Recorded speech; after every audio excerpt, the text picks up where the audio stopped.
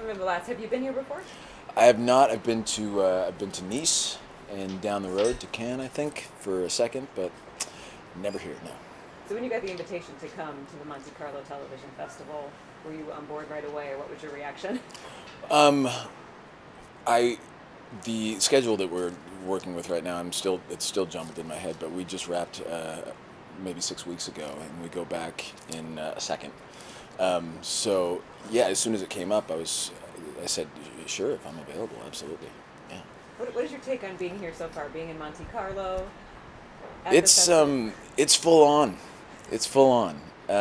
It's beautiful, obviously here. Not completely how I pictured it in my mind, because you get this, picture from the Bond movies and stuff like that. But everybody's been extra kind, and so far everybody's been taking it easy on me, right? Exactly. Well, I will continue that Good. trend for sure. Well, congratulations on all of your success. But Thank this you. great show, Revolution. You just wrapped the freshman season. Yes. First season. Yeah.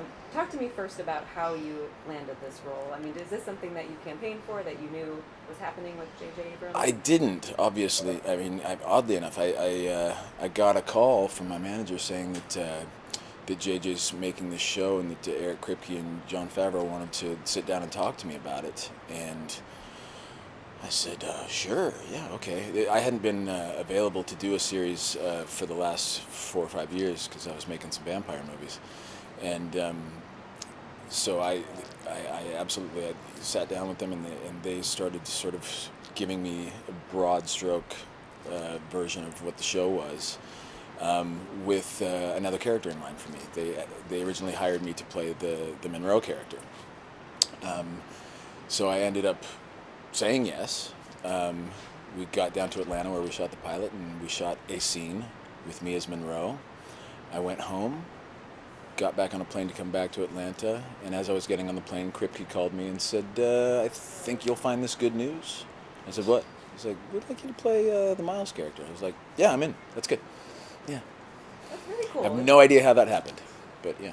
Well, talk to me about. I wonder why. You're perfect, obviously, in that role as Miles. What was Well, appealing let's not to you go about that far, character? Okay. It's the right fit. I'll say it's the right fit. What was appealing to you about the character of Miles, and what kind of resonated with you? Well, I knew very little about it going in. I mean, because there wasn't much on the page of the pilot, and the pilot was all we got. That's all we had to go on. But they gave me a few more sort of broad-ish strokes of what the background was, and then I just kind of winged it.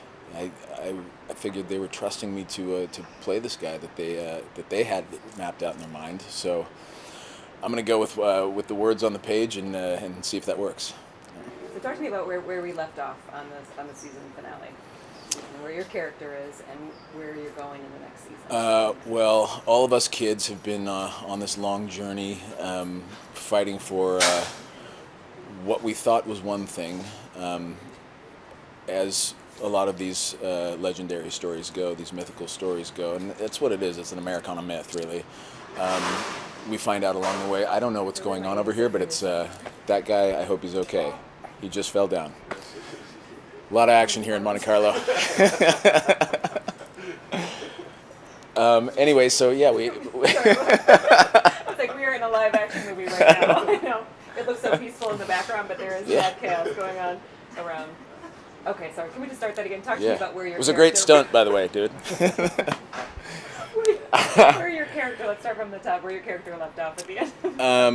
We've been on this journey first to find Danny, and we found Danny, and that had an unfortunate outcome.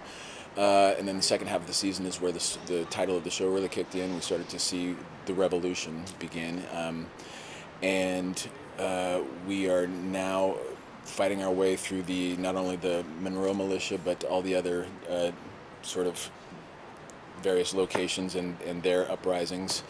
And then this season ends with some dangerous things in the air. I have no idea what that's going to lead to next season. Not a clue. I always wonder about that, of how much you're invested in your character and kind of the evolution of your character in upcoming seasons. Do you have a say in that, or are you part of crafting your character in the direction? Well, in terms of specificities and sometimes dialogue in moments, absolutely.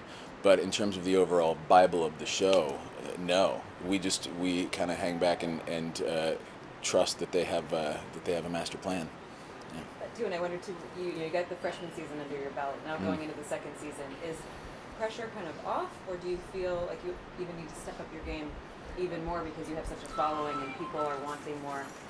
I don't know that there was any pressure to begin with, but certainly going into the next season, now that we've been granted another season, I'm sure the mentality collectively is that yeah, everybody wants to take what we've started and take that platform and go nuts with it. Yeah, we're all looking forward to it. We get a little, the whole cast, we get a little antsy when we're not working, so we're excited.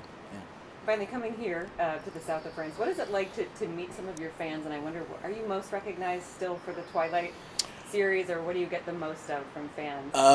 The transition has been lovely over the past few months, actually, since we've been on the air, not only in America, but all over the place now. Yeah, there's still a huge contingency of the Twilight fans who are still lovely as ever, but that's sort of morphing into